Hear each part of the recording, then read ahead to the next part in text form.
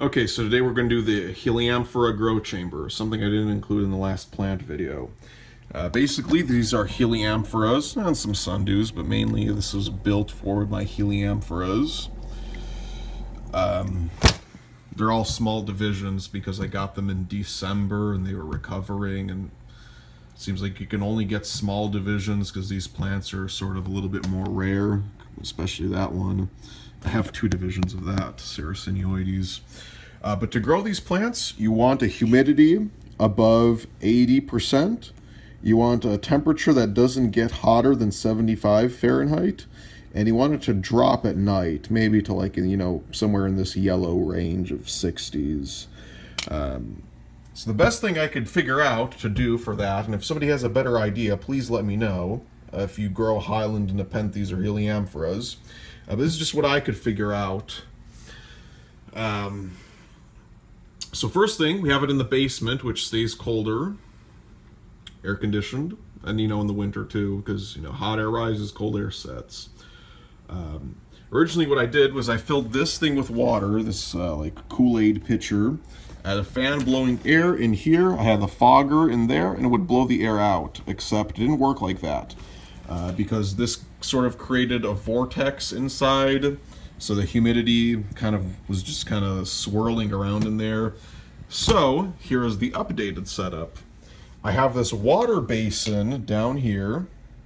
I have one ultrasonic fogger and a second ultrasonic fogger, and it's weird because with the airflow, you kind of have to position these in the right area in order for the fog to start circulating around.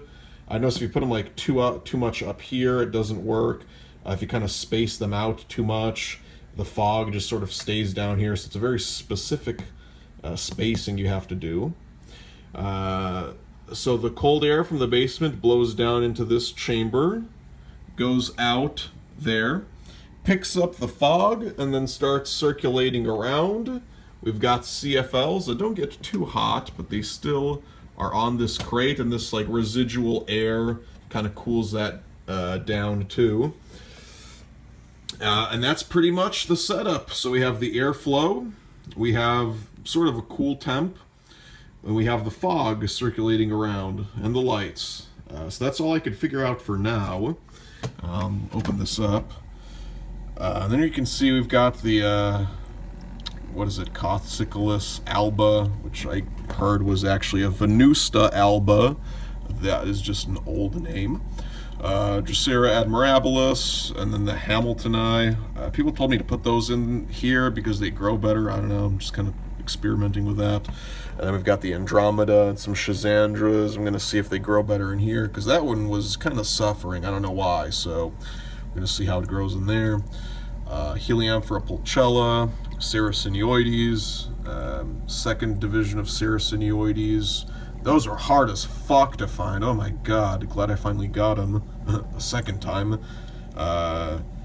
Folliculata, and then hybrid Ardoxa ionisi, and then a Heliamphora minor in the back.